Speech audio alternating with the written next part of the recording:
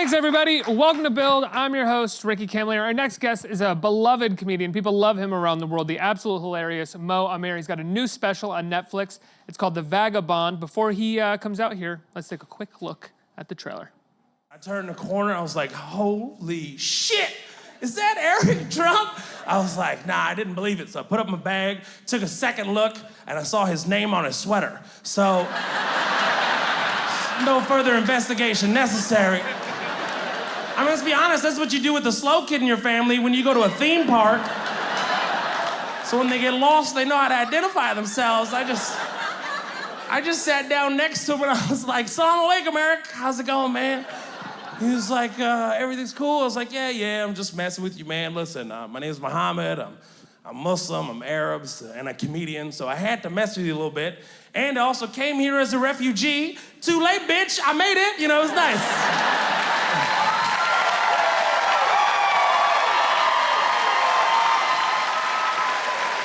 And then I shifted gears on him. He didn't see it coming. I was like, hey, you tell your dad to build all the damn walls he wants. He was like, what? I was like, that's right. Tell your dad to build all the walls he wants. My family flew in. You know what I mean? There is no problem. One $9 Spirit Airlines flight and I'll be back in business. Everybody, put your hands together for Amer. What's up? Hey, Mo. How you doing, brother? I'm good. Let's start right away with that, with Eric Trump, right? This is a very large picture of me right here. Just took me off hand. I was like, who is this staring at me? I was like, it's me. All right, good to see you, brother. You sit next to him on a flight. Yeah. What were you thinking as soon as you sat next to him? Did you want to confront him about anything? I just was happy to be upgraded into first class. You know what I mean? I just got off a flight from Australia all the way to New York and starting a 25-city tour in the UK. So I didn't even know I was going to get upgraded, much less, you know, sit next to Eric Trump. But I do know one thing. The lady that upgraded me was probably a Clinton supporter, you know. She was probably sitting there like, oh, Eric Trump is on my flight? Okay, I don't know why she has a mustache, but okay, So there's an empty seat next to Eric. Let me take a look at this upgrade list. Oh, Muhammad Mustafa Amer, upgrade. You know, it's probably what happened, I assume. I was shocked, of course. I mean, who... You know, I did one of those cartoon things. I was like, you know, it's like, is that really him? Like, it was really wild to experience that, and I didn't think it was a big deal. Like, I was just like, this is funny. I was more excited about the upgrade in the flat bed situation, so I could sleep all the way to Scotland before I start the tour. And I took a picture and I put it out, and then when I landed in Glasgow. You turn on your phone and it was just like something out of a cartoon. It just like all these notifications. I open up my email. It's like every publication you could ever imagine you ever wanted to do an interview with and not want to do an interview with got in touch with you.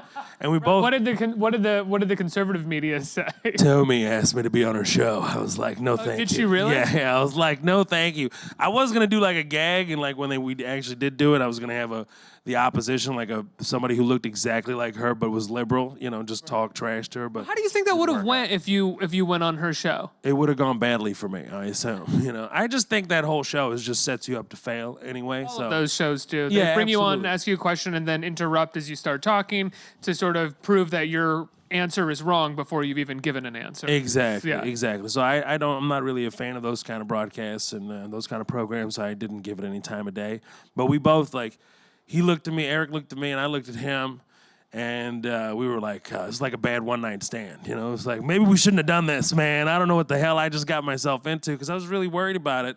Because, you know, as an artist, as a comedian, you want to be known and known for the stand-up and the art that you put out into the world, not because it's some stupid thing that happened, you know? It's just like, oh, it's silly. But it was actually very significant at the time that it happened, because his father was just elected. And pre or post the travel ban? This is like right before the track. Because I looked at him, I was like, hey, the first thing I told him, I was like, hey, we're not going to do that Muslim ID card shit. I said that word for word, and he was like, what? I was like, that's right, you heard me. We're not going to do this. Like, what are we getting, tattoos? What is this, Nazi Germany? We're not doing that, and it's not going to happen. And he was like, you shouldn't believe everything that you read. I was like, well, there's some video footage of your father saying that he's gonna do this. You want me to pull it up on YouTube? And like, oh yeah, sorry, I guess I do believe that. Yeah. Sorry, no, he didn't. He was just like, come on, we're not. Actually, he was really played it off, and then I understood the whole thing, because I used to do a joke before his dad was elected, I was like, man, he's just a master at playing the media like a fiddle. He knows what the trigger words are that can create the chaos, and he could be the loudest person in the room. And he knows in this modern day world, this is what's going to work and this is what's going to happen. And all the people that do feel the way of what he's articulating eventually will support and come in droves as they do and start yelling America and USA, thinking that he's actually helping the poor whites, but he's actually enriching himself, his lineage, and those around him that hold the wealth. So that wasn't the case, and it's just really frustrating to see that going on now. Right, to sort of have this conversation with him and realize that he may not actually believe all of the stuff that they spew, and that all of this stuff, as you just said, is to simply hold on to power and the economic power as well. Exactly. So I actually told his son, I told Eric, I was like, hey, your dad just got elected because of that. And he didn't even flinch. He was just like, yeah, you're right. I was like, huh? It was one of those, squeeze me? Is that really how this thing happened? Is this the day and age we live in, that you can just be the loud asshole and you get elected? Like, this is really scary to think about. I think you even find that with their supporters as well. You find supporters who are screaming CNN sucks and then go over to an anchor from CNN and say, nothing personal. They all realize that creating this amount of noise is about holding on to power of some kind, whether it's a fantastical power that they've imagined that they're going to be able to have because they support him, or an actual power that they think they're going to be able to grasp. It's all from the top down. Everybody is just making them as much noise as possible. I agree with you. It's hard to disagree with that. This is kind of weird, though. It's kind of fun. You're a douche, but not really, but you're a douche. It's like, what are you talking about? Like, I just don't even know how to react to it. I just feel like it's all just, it's an illusion. I see the illusion. I feel like it's there, and I feel like I see what reality is, what real is. I think most people have a problem knowing what real is anymore. People have a fake news, not fake news. Yes, there's a lot of fake news, but there's also a lot of real news.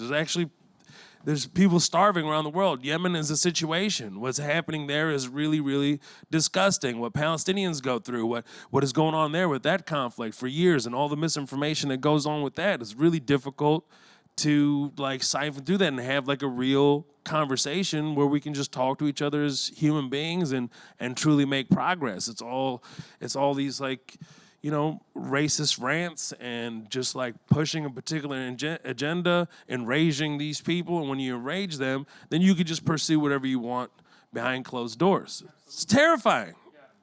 I agree 100%. It's got really serious, guys. Stand-up special is very funny. Stand-up special is very funny. Yeah, you took me into this, man. Let's talk about other shit. Before we talk about the other shit, can we just say, go vote on Tuesday? Let's having this serious conversation, but go vote on Tuesday. How many people, did anybody early vote here? But everybody's gonna vote, right? Is everybody gonna vote? Thank you. Word for real? Still didn't sound that excited, but I think, is it just because everybody is doesn't believe in it anymore? Does everybody think the computer, you just putting in a particular vote and then it just goes and it changes it? Does anybody feel like that's gonna happen? You feel that way? All the time. See? People of color, that's what people think. You know what I'm saying? Ethnic people are like, it's all bullshit, man. You push that button, they change it in the back. It was somebody who already tapped. The way you're nodding your head is fantastic. You're not gonna vote?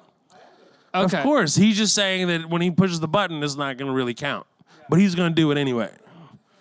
I kind of feel the same way, but I'm gonna do it either way. Mo, is this your first special? This is my first long-form stand-up special. Yes. Long-form stand-up special. That's amazing. How long have you been working out this material? Man, years. So I have hours of stand-up material, and what actually ended up in the special is 56 minutes of that. And it takes years to to have these experiences. I mean, I traveled the world without a passport. Right. Over 20 countries without a passport, incredibly hard to do. Wonderful interrogations all over the world, and all kinds of different experiences that made this special happen today. Do you still get interrogated when you land in the States? No, I have a U.S. passport now. So they leave you alone? Apparently, this is what's so great about capitalism is that you could be a terrorist, but if you sign up for global entry or TSA pre, then you're not a terrorist anymore. As long as you pay $85 or $150 initiation fee and you go in voluntarily, apparently it's not plausible for you to do anything terrible anymore. Prove that you believe in the free market and you are allowed entry Exactly. as quickly as That was possible. the best investment I ever made. I wish I'd never even talked about it now so everybody doesn't sign up for it. How old were you when you decided that you wanted to be a comedian? I was 10 years old. 10 years old. Yep. And now your family came over from Kuwait. That's right. Right? Just during the first Gulf War, just after the first Gulf War? Yeah, during. I spent about 2.5 months in the actual situation before my mom got us out. And my family, went, my mom, my brother, my dad went through the whole process. She got me and my sister out of there and we ended up in Houston, Texas. A natural place for refugees to go is the Deep South. That's what happened, yeah. How was it? What was it like growing up in Houston? It was great. It was really, really great. But, you just had to, because we just had Halloween, right? So I came to the States like 2 days before Halloween. And you got to understand, like, I didn't know Halloween even existed. This is like pre-internet or anything. So the 2 days later, I just see people bleeding for no reason and women dressed like, and I was just like, what is this? Titties are out, and it's like I was a little kid in Kuwait, like we didn't have that, and it was just like, what is happening? Did your parents know about Halloween? Nobody knew. Well, my brother knew. My brother was in Houston already, so he knew, but he didn't like. There wasn't any conversation. It was just like, hey, man, we just fled war. There was no like, hey, by the way, buddy, 2 days from now, it's gonna Halloween's look like war. Yeah, exactly. So I was like, what? America's crazy. That was one of those things. And then gang violence was something that I had to just like navigate through and understand. And, drugs. And it was difficult, man. It was really hard. No, it was hard because, the area I grew up in, which was phenomenal. I really love it so much, and so many incredible people have come out of there. But it was a tough neighborhood to grow up in. What was it like when you told your parents that you wanted to be a comedian? Well, my father died when I was 14, so he never had the opportunity to see that. I said I was going to be a comedian when I was 10, but nobody really believed me. And then 4 years later, after my dad died, I actually started doing stand-up. 14? Yeah. Like in Houston comedy clubs? Well, I couldn't get into Houston Comedy Club, so I was skipping class all the time, and I just didn't really care about school anymore. I mean, 4 years removed from war, your dad passes away, everything feels like it's over with, and so I just stopped going to school. And my English teacher ended up telling me, like, hey, don't you want to be a comedian in 9th grade? I was like, yeah, of course. She was like, well, first of all, you need to graduate. And how do you think your father would feel if you don't graduate? So I started to tear up. And then she goes, and you got to be, you're too smart for you to fail. And you got to be a comedian. You have to be in school. You have to be smart and educated. I was like, yeah, of course. That's what I want. And she goes, I'll tell you what, if you go up in front of the class and do any monologue from Shakespeare, since it's your English class, I'll give you the same grade that you had the first semester, and which was a passing grade, which anybody would take in a second. And then she said, I'll let you do stand-up in school every Friday. So I like wiped off the tears and I was like, to be or not to be? And everybody started laughing and having a good time just like this. And it was the best deal I ever made. And she let me do stand-up. And I was like, oh my God, I got to do 5 minutes tomorrow. I don't have any material. So I was writing all night. And then I would just come up with material on a regular basis. And my teacher ended up taking me to the theater arts department. She's like, oh, this kid's in here doing accents and fresh material every week. I think he needs to be in here.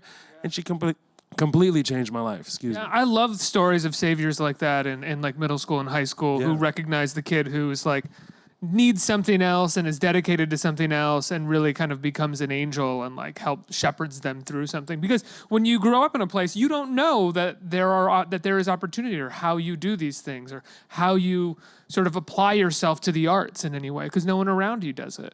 Yeah, it all comes down to guidance. You have the right teachers at the right time in the right place that actually care about teaching and engaging students. And she was the only teacher that was able to control me in class in 9th grade. I was just outgoing and also just dealing with a lot, and I didn't care, and I would just, blurb certain things. I just had no control over it. I didn't know. But she was the only teacher that really, really got it right out of the gate and was able to take my energy and use it to her benefit. And it was like one of the funnest class, and I was excited to go to. And all the kids were like, some of those kids are still friends with me to this day. So when you graduated, did you start going and doing stand-up right away? Immediately, yeah. So I failed ninth grade because I just skipped so much. I made it up so fast, and then I graduated when I was 17, and then, Arab family, my mom made me get a job. I was like, Mom, be a comedian. And this, I come from a highly educated family, and so I wanted to bypass college and just do stand-up, and she was like, you're crazy. You're going to take this job. So I was working at a flag place. It was a flag company. I ran the whole company, import, export. I learned everything is to know about business in like a 6-month span. And that most American flags are made in China. Most American flags are made in China, and the best-selling flag is the Confederate flag, which is very the best-selling flag is it was disgusting, absolutely disgusting. Yeah, and Nazi flags are wanted in Mexico City for some reason. Yeah, there's some real shit going on out there, guys.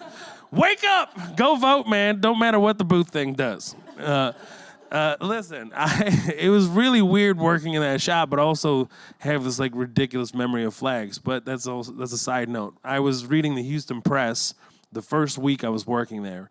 In the back of the Houston Press, which is a free publication in Houston, it said Houston's Funniest Person Competition. And I was like, oh, that's my way into the clubs.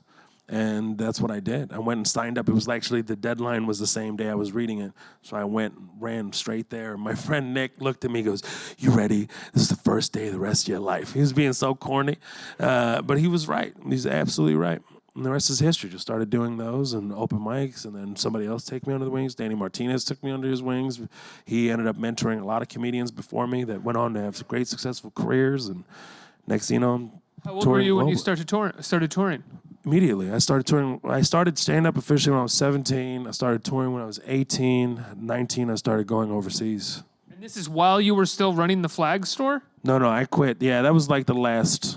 That was like. So you ran the flag store for like a year? Year and a half, yeah. A year and a half. Not even, yeah. What's your favorite city to go to? I can't pick. That's like picking a favorite movie. Domestically, you mean in the States? No, worldwide. That's tough. City. You can't pick that. There's a top 5. Can we do a top 5? In no particular order? No particular order. Cape Town, South Africa. One of the most glorious places I've ever seen on earth. It was just unbelievable. It's one of those places you're like, God does exist. You know what I mean? It's just one of those like, oh my God, who etched this into stone? It's incredible. Amsterdam, for various reasons. No, its history is incredible, and I really love the museums. The museums are actually they amazing. are. And to be honest, that other thing that Amsterdam is really great for makes the museums even better. You're 100% right. I have had that experience. The paintings breathed, and they were beautiful. Oh, wow. Oh, there were some mushrooms involved in it. I have never smoked weed that made me do that. It's like, whoa. Van Gogh is alive, guys. Yeah, no, that happened to me. Oh, my God. Ricky, I'm start interviewing you. So, did you eat the whole Capitol State? I get Van Gogh. I get it now. Yeah, you're like, ah, no. My ear is alive. For you, Vincent. For you. What is wrong with you, Ricky? I don't want to have what he's having, No, it really is one of my favorite cities. Just to walk around and get lost in is like really incredible. London, New York is tops for me, honestly. I just love this city. It's one of the best damn city in the world. You like performing in New York as well? To hell yeah. Comedy clubs? Yeah, hell yeah. I mean, the Comedy Cellar is like an institution. Yeah. That place is where you go and do all your heavy lifting before you got on the road. I mean, the Cellar will make everything else look really easy. Why is that? I mean, you get to go on so many times in one night. New York, if you really care about stand-up, you really want to make a career out of yourself, for yourself, you can go up like 10 times a night if you wanted to, which I've done, several times. How do you find that helps you early on? Is it just consistently getting you comfortable with being on stage, or is it do you actually find that you're refining the material? Actually, Chappelle has one of the best analogies. I don't know if it came from him, but he definitely told this to me. He says, the more flight hours you have, the better pilot you are. Yeah. So the more time you have on stage, naturally, the better you are. Obviously, you got to have some ability. You got to be funny. You got to have some natural ability to do so. But I even think somebody who just learns how to write jokes and learns the craft itself, and spends enough time on a stage, can surely, make a career for himself, for sure. Well, eventually it becomes about being able to show your natural ability on stage. The funniest comedians, or the ones that I think we love the most for the most part, are the ones that eventually just feel like they're not performing or doing They're just anything. They're talking. just talking. They're just doing their own thing. 100%. Yeah, when you first start standing, like Danny Martinez taught me this one too, where you imagine a brick wall in front of you, right? And every time you go on stage, a part of that wall starts disappearing. And more you go on stage, eventually that wall will disappear. And he's right, 100% right. That's exactly what happened to me. When do you remember when you noticed that wall wasn't there anymore? No, I think you just hit certain times in your career, like 5 years in, you're like, oh, I think I got it. And then 10 years in, you're like, haha, 5 years in was such an idiot. And then 15 years in, you're like, oh, yay, 10 years was nothing. This is really starting to hit the rhythm. And now I'm almost a year 20 professionally. I mean, the first time I did stand-up was over 22 years ago. But professionally, almost 20 years. And I'm hitting 20, and I'm like, oh, man, I have so much more. Man, this is nothing. Yeah, so it just keeps getting better. That's interesting. You know, there was another, I don't remember who it was, but I was interviewing another comedian who said the exact same thing, that you feel like you've learned everything at a certain year, and then 5 years later, yeah, you look back and you're like, I knew nothing compared to now. It seems to be this career where you can consistently learn new things about yourself and how to do it. Absolutely. I think there is masters of the craft, but you never really master the craft. You know, you become a master of it, but you never do. Like, I would be concerned about a surgeon, but like, I know everything, you know? Like, no, hold on, what? You sure you know everything? I mean, every year it changes. No, I know everything. Just, change it, you're done. You know, like, no, I would be really concerned about somebody that makes claims like that. If you are truly a master of it, other people will tell you before you have to say it to the world. You know? Well, it's why real stand-ups get addicted to it, I'd imagine, and consistently do it. Like, there are comedians who become professional actors based off of their stand-up and never really go back to stand-up. But then there are the people like Seinfeld or like Chappelle or I think like you, who no matter where their career takes them will always probably go back to stand-up. Yeah, it's my therapy, man. It's like, at this point, I don't even know how to survive without it. Like, I don't understand. What happens if you go 2 days without doing it? Oh, that's fine. Like, you need breaks. Like, what's the longest you can go? Even athletes, like, yo, I'm just gonna go take a nap. You know what I mean? Like, you got to take a break. You can't just, wear yourself out, because there's that too. And I did that before, before the special at some point. And I was like, man, I just need to chill for a little bit. I was really aggressive. And Dave was just like, man, you're doing a lot. You're doing even, I would say, maybe too much. You need to just take a break. And he was right. It's important to take those moments of reflection to truly understand where you're going next. And those are equally as important as the time on stage, in my opinion. Do you get antsy if you take too much time off, though? Yeah, for sure. Like 2 weeks in, you're like, all right, I gotta get in there. I gotta go brush some of this off. And it's like, oh, what's up, everybody? This is all great. It's one of those things where you just fall right back into it. It's really, not to be cliche, but it's like riding a bike. Let's get some questions from our audience. Who has a question? Right here. Hi. Hi. Hello. So I watched the special. It was amazing. Thank you. And as an Arab American, I also related to most of what was going on. But my question was, what was the most memorable show you've ever done? Because I know you performed for the troops. So what was, the most interesting one? The most memorable shows. I did do shows for the troops. Those are fun, and those are definitely memorable for sure, that belonged in there. And I did those for many different reasons. But really, it's just what happened this past week. It was probably one of my most memorable shows I've ever done. It was the Royal Albert Hall in London, which is like one of the most amazing venues you could ever like perform in and just be present in to watch a show. It's like an incredible, it's amazing. So I was working with Chappelle, who I've toured with over 700 shows at the 600 plus shows, but it was Jon Stewart as well. So they were together, co-headlining, and we did a whole tour there. But really, London show, Royal Albert Hall, it was just one of those things that just keeps going. But there's a few more. I mean, there's several more, thank God.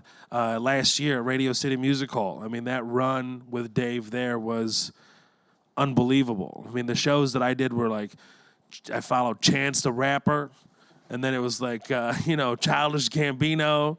It was like Trevor, and then Lauryn Hill. Like, get out of here, man. It was like a dream come true. It was 100% a dream come true. So There for the Salon show. It was yeah, amazing. I was there. I saw that. It was incredible. She was amazing. I saw her 4 times that year because of that show. I was like, this is one of the greatest concerts I've ever seen. I've got to see this amazing. as much as possible. Yeah, I was really, as the first time I've seen her live. And I was like, wow, Solange just killing it right now with her pink pajamas. And the staircase, right? Staircase, oh, she was killing it. Yeah, those are just incredible experiences that you can't. But really, the ones from the beginning, you'll never forget. Like I'll never forget being heckled or having the worst show of my life. You'll never forget those things, and are equally memorable as well. What was the worst show of your life? We can't. We can't. I wasn't gonna ask because I feel very like sensitive. So often comedians when they I'm do not interviews, sensitive people are about like, it. Tell me about the time you bombed, and comedians are like, okay. I'll tell But you. You said it. So what happened? I mean, I'll tell you about the worst one I ever had, but people get so sensitive about it because it was such a unique and special experience that I don't think any other comedian or performer will ever have again. It was Is just it downer? It's hilarious. Let's do it. If you got a good sense of humor and understand the situation, it was great. So I was doing this, like comedians, we do these like showcases. We try to get booked at all these colleges. They have NACA, APCAs, whatever. So I ended up booking like all the Penn State schools in like not exaggerating. There's like 20 some odd Penn State schools in Pennsylvania. You do a noon show and then you do a 7 p.m. show. It's a lot of driving. So I'm doing this noon show, which is a commuter campus, and those are very hard. Like you got to be a really good comic to get them, right? It's like cafeteria situation. There's like 500 people in the cafeteria eating chicken strips and damn students. I'm like, hey, you got to get them. The guy who's introducing me is terrible. He's just like, literally, I'm not exaggerating. We have a comedian. His name is Mo Amer. And I just walk on stage. I'm like, get off of my stage. And I just take the mic from him and I start grabbing everybody, right? What's up, man? What's happening? Da-da-da. I'm a bad dude. What's up? What's going on? You got to be really confident, right? What's up, man? Smashing. Boom. 5 minutes in, I got him. I was like, this is going to be easy peasy, right? Putting one leg over the other. And then, ladies and gentlemen, there's always an and then. A group of special needs children walked in. It's the best way I could put it. They were in late teens. And they all walked in at the same time, which is fine. Obviously, it was fine. Just nobody could have counted what would have happened next. I started getting booed pretty badly by this one kid who's with this group. And he just goes, boo! And then he starts laughing at himself. And I was like, what just happened? And all these kids at the school, they're just too young to understand this is hilarious. And I think he knew what was going on, right? Like I knew for sure, like in my head, like, oh, everybody judges me because I'm a special needs kid, but I actually know what's going on. Let's go to this comedy show. I'm gonna boo this comedian, and it's gonna be the funniest experience for me, and everybody else is gonna feel awkward. Now this happened for another 45 minutes. Reason why I know it happened for another 45 minutes because I was watching the clock for 45 minutes and I couldn't do anything. At one point, I just started crying, laughing so hard. Because there's nothing funnier for a comedian to witness than another comedian die on stage. And it was such a traumatic experience for me. I had an out-of-body experience. And I saw myself in the back of the room just melting slowly on stage. And it was the worst and best experiences I've ever had as a stand-up comedian. And I'll never forget that damn lunchroom. Yeah, can I tell you, I love that kid.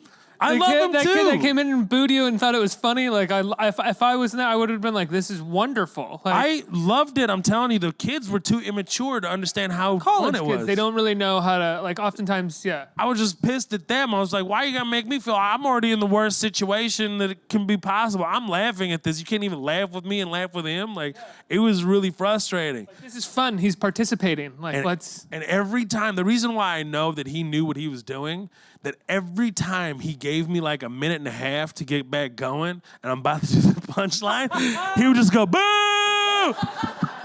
Like that. And I was like, ah, you're good, you son of a, I just wanted to grab him like, I know what you're doing. And I just wanted to have a conversation with him, but it was a horrible comedic experience. I love the idea of him like walking out of the lunchroom when the thing was over and everyone's like, come on. He looks back and goes, yeah. he's like a wink and walks out. Wink. Yeah. Next question. Yeah. Right here. Thank you for bringing up very harsh memories. I'm glad I can help. Hello. Hi. I want to know, as a comedian in the current social and political climate, do you feel any pressure walking that fine line between being offensive and being funny? Yeah, I don't really know when I'm being offensive until people tell me after the show. I just concern myself about being funny and thought-provoking. So you can't really worry about where that line is. I just try to be well-versed about what I'm talking about. So if anybody comes up to me and wants to just talk to me after the show or bring up something, which doesn't really happen often, but when they do, I just smash it, with intellect, not just with arrogance and just blind anger, I'm just like, yo, what you got? Okay. Sometimes you're just like, oh, you're a messed up person yourself. This has nothing to do with me, and you need to fix that, and I don't have time to fix you, so take care. It's one of those. I feel like that question has become so common in the past 10 years for comedians, 10, 12 years. Maybe more in the Maybe last more. 5. More in the last 5, where this idea that comedians are supposed to be incredibly responsible of what is offensive and inoffensive in our culture, which is, to me, kind of wild considering our president, considering the debates that are going on from our elected leaders, that a comedian is the one always getting asked the question, do you worry about walking that line of being offensive or inoffensive? You answered the question 100%. Like when our president could just be like, I grab about it, and you just be like, Mr. Comedian, why are you saying X, Y, and Z? I'm like, man, I'm here to be funny. The bottom line is, are you funny or are you not? Are you also being thought-provoking? And that's really important. Or, some people just, for me, that's where I keep it. I just think about, like, is this hilarious? I have basically a test group in front of me every night. There's 200 to 300 people, whatever it is, 10 people to 100 people, whatever the room is filled with. That's my test group. If the majority of the room is laughing, having a great time, then I've hit something there and I need to dig deeper into this well. And Chappelle said it best, man. He just covered so much. He's like, you don't know where that line is until you cross it. And it's true. And oftentimes that line isn't getting crossed because something is offensive. It's because it's lazy. Like I've seen. I remember like after Bruce Jenner going to the Comedy Cellar and watching 5 white male comics do bits about Caitlyn Jenner, and just being kind of like, like I could be offended by this, but I'm mostly just kind of bummed out that this is all the material that they're coming up with. Right. There's some leeway there for the club, right? Especially some places, the Comedy Cellar, or is where guys go in and just to work out material sometimes, or most of the time, at least for the guys that are really working on it, they're really going in there, either honing on what they're working on already or trying new material. So some cases you might just be there where it's just in the infancy of that particular joke, and it's not really that great yet. But you see it 3 months later, be like, damn, that dude worked really hard on that bit, and it came out really well. And when it comes down to lazy, yeah, of course, there's a lot of guys that are just get lazy, and it sounds, just insensitive, and yeah, 100%. But you really have to just focus on, are you being true to yourself? Are you being real? I mean, sometimes, in my case, growing up in the South, just being a Muhammad walking in a club is offensive by itself. Just me just being on stage, just being who I am was like, fuck this dude. Excuse my French, but that's what it is. You can curse. It's okay. Oh, I didn't know. I was just making sure. I figured I could, but... Well, we've got one more question coming from the audience, and we're done. So feel free to curse as much as you want for the rest of the... What's the next question? All right. Hi. Who are some of your comic influences? Comedic influences. Man, there's a lot. I'm a big fan of... I know this doesn't sound funny, but I really love Rodney Dangerfield. I really love George Carlin, of course. Richard Pryor. I mean...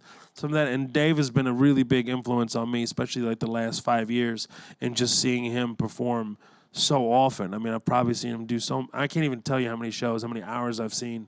This man really just is masterful at the craft. Jon Stewart, as I admire so much. Just so many comedians that I feel terrible. I feel like I'm winning an award and I'm leaving out names. That's why I feel right now. Oh my God, so many people to thank. It's like it's a lot. It's a lot. What is it like as a stand-up to watch Chappelle do what he does now? Since having returned a few years ago, maybe it was more than a few years ago, I feel like Chappelle does something completely different and intentionally different than really any other stand-up is doing, which is this idea to like sit on stage for 2 hours and work out material at times. Like I think whole nights he'll kind of just sit on stage and play, and oftentimes it feels like he's okay with releasing stuff that is infancy material rather than consistently working it out and beating it out and beating it out. Well, you're wrong about that one. Really? He works very hard. What particular material? I mean, I think Bird Revelation, his latest special was the one that was like that had that in it, maybe, where he just like really just sat on stage, and you got to see a man just formulate the jokes spontaneously in some cases, and some that are already existed that he put in there. I mean, I saw it firsthand. It's pretty amazing. He released 4 specials in 1 year. That's crazy. Right. 2 of them, or maybe not 3 fair. of them were like, yeah. It's not fair. But 3 of them were like heavily worked out material. And and the one that you just said, Bird I remember Revelation. watching that and thinking like, this is incredible that he would do this. Absolutely. No, absolutely. But there's a lot. I mean, Bill Hicks is a big influence on me growing up in Houston. Sam Kinison was that guy as well. My God, there's just so many. But for sure. Kinnison is one that I'm willing to be like, yeah, he stepped over the line. Yeah, when it for comes to sure. being Yeah. I mean, that was his. That's what he does, though. That's what he's there, and there's an audience for that too that come in and support him. You know, that love that. But he was also like brilliant. He was one of those guys, though, that you heard stories about in Houston and what he did from the stage. He was so outrageous. He was like the ultimate hipster comedian before hipster. I mean, he would probably hate that term now, but he's just talking about somebody who's so different than anything else you've ever seen before, and that's what he encompassed. The character. Absolutely. Yeah. Absolutely. But that was him, too. Like, it was actually him. You know, and I did a lot of shows with Carl LeBeau, who's an incredible comedian, and he was part of the Texas Outlaws, and he toured with Kinnison for many years. He was one of his best friends in the whole world. Who else were the Texas Outlaws? Well, it was a lot. It was, I think Jim Patterson was one. Andy Huggins was one. Jimmy Pineapple was one. I don't think you guys know a lot of them, but it was really funny that Andy Huggins actually is like a Houston legend, and he actually was on America's Got Talent recently and did very, very well. He's still out there doing stand-up. I really wanted him to do late night. I was trying to get him on. Like, he's just one of those guys that's just an incredible joke writer. If you look him up, you'll be like, oh, this guy's really, really funny. Oh, Mo, man, it's been a pleasure talking to you. Thanks so much for being here. Thank you for having me. The special is currently on Netflix. People can check it out, and I think people can go to your website to find out when you're going to be touring or when you're going to be doing shows for them to buy tickets to, right? Absolutely. I'm going to be at Caroline's on Broadway doing a new hour at the end of Fantastic. November. Right on. So I'll be there doing that, and then I have a UK tour, and obviously a lot of Are you there for a US. few nights at Caroline's? Or Yeah, all weekend. Yeah. all weekend Yeah, at the yeah. end of Thursday through November? Sunday. Yep. Amazing. Everybody give Mo a Last big week. round of applause. Let's hear it. Thank you so much.